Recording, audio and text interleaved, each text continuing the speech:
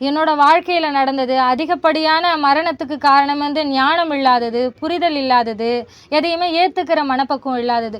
ஒரு வருடத்துக்கு முன்னாடி வந்து எனக்கு மனநலம் ரொம்ப பாதிக்கப்பட்டு சுத்தி இருக்கவங்க எல்லாரையும் அசிங்கப்படுத்தி, அவமானப்படுத்தி, கேவலப்படுத்தி, அவங்கள சம்மந்தமே இல்லாம அவங்க கிட்ட சண்டைக்கு போயி, ஊராட்கள் எல்லாம் வந்து ஏதோ என் மனநலம் பாதிக்கப்பட்டு அவங்க கிட்ட சண்டைக்கு போய் ஒருத்தர் கூட விட்டு வைக்கல. எல்லாரையுமே வந்து ஏதோ சூழ்நிலையில பாதிப்படைஞ்சாங்க என்னால. அந்த சூழ்நிலையினால ஒரு ஸ்டேஜுக்கு மேலே தாங்கவே முடியல. இதுக்கு மேலே வாழவே முடியாதுடா, குழந்தைய எதிரியாக பார்த்துட்டேன், வீட்டுக்கார எதிரியாக பார்த்துட்டேன், அந்த அளவுக்கு வந்து மூளை வந்து பாதிப்படைஞ்சுது எனக்கு. எனக்கு இதுக்கு மேலே தாங்கவே முடியாதுடா, இதுக்கு மேலே வாழவே முடியாது, தற்கொலை பண்ணிக்கலான்ற ஒரு முயற்சிக்கு போகும்போது தான் எனக்கு மகாவிஷ்ணு அவர்களோட அந்த உபதேசமும் குருமித்ரே சிவன் அவர்களோட அந்த உபதேசமும் எனக்கு மிக உதவியாக இருந்தது. அந்த ஞானம் தான் எனக்கு உதவி செஞ்சிச்சு. வேறு யாருமே வந்து நான் தற்கொலை பண்ணிக்கிறதுக்கு வந்து வேறு யாருமே தடுக்கல. எப்போ வந்து நம்ம மரணத்தை கேஷுவலாக பார்க்க ஆரம்பிக்கிறோமோ அப்போ தான் நமக்கு ஞானமே பிறக்கும்ட்டு மகாவிஷ்ணு அவர்கள் சொன்னது. அதே மாதிரி இப்போ வந்து இந்த ஒரு சாதாரண விஷயத்துக்கு நம்ம இறந்து போகிறோம்னா இறைவன் வந்து அடுத்த பிறவி கொடுக்கும் பொழுது இது மாதிரி 4 மடங்கு பிரச்சனையை கொடுத்து உனக்கு மறுபிறவியை கொடுப்பாரு. ஏன்னா வந்து ஒரு உயிர் வந்து சாதாரணமாக வந்து ஒரு உடம்போட கொடுக்க மாட்டார் இறைவன். ஒரு உயிரை கொடுக்குறாங்க, மனித பிறவி எடுக்கிறதுன்றது சாதாரணமான ஒரு விஷயம் கிடையாது. அதை வந்து ஜஸ்ட் லைக் தட்டுன்னு தூக்கி போட்டுட்டு நம்ம வந்து செத்துறக்கூடாது இல்லையா? அதுக்கு மிகப்பெரிய உதவியாக இருந்தது, என் உயிரை காப்பாற்றுறதுக்கு மிகப்பெரிய உதவியாக இருந்தது இந்த ஞானம் தான்.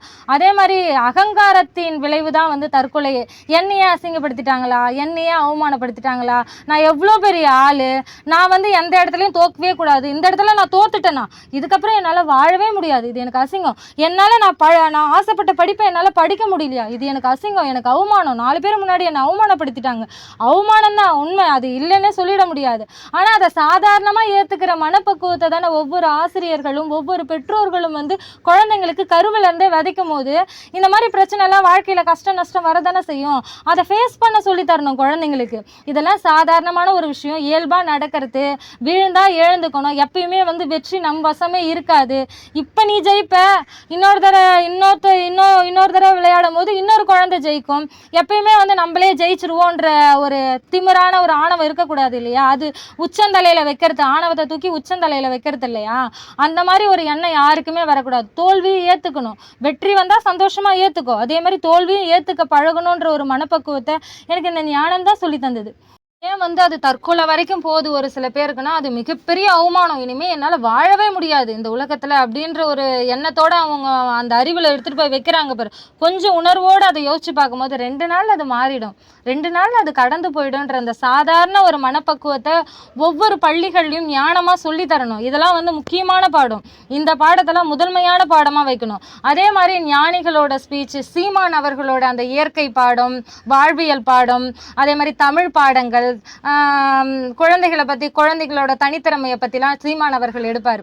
அந்த மாதிரி பாடங்கள்லாம் வந்து முதன்மையான பாடமாக ஒரு ப்ளூடூத்தில், ஹோம் தேட்டரில் கூட ஓவர் சவுண்டு வைக்காமல் ஒரு ப்ளூடூத்தில் திட்டமான காதுக்கு வந்து காதை கிழிக்காத சத்தமாக இருந்தால் போதும். அந்த மாதிரி குழந்தைங்களை வந்து அந்த ஃபஸ்ட்டு ஸ்டார்ட் பண்ண அந்த 9 மணிக்கு மேலேயே வந்து நீங்கள் குழந்தைங்களுக்கு ஒரு 1 ஹவர் வந்து இந்த மாதிரி ஞான பாடங்கள், இயற்கையை பற்றின புரிதல், அதே மாதிரி வாழ்க்கைன்னா என்ன, அன்புன்னா என்ன, கருணைன்னா என்ன, கொடுக்கறதுன்னா என்ன, எல்லா விஷயத்தையும் எப்படி சாதாரணமாக எடுத்துகிட்டு போகிறது. தற்கொலைலாம் வந்து நம்ம நினச்சதெல்லாம் நடந்துடாது இல்லையா? அதனால் தற்கொலைலாம் நம்ம பண்ணிக்கவே தேவையில்லை. இந்த விஷயம் இன்றைக்கி கஷ்டமாக தெரியுது, நாளைக்கு நார்மலாக ஆக போகுது இந்த விஷயம் அப்படின்றத ஒவ்வொரு டீச்சர்களும் சொல்லித்தரணும்.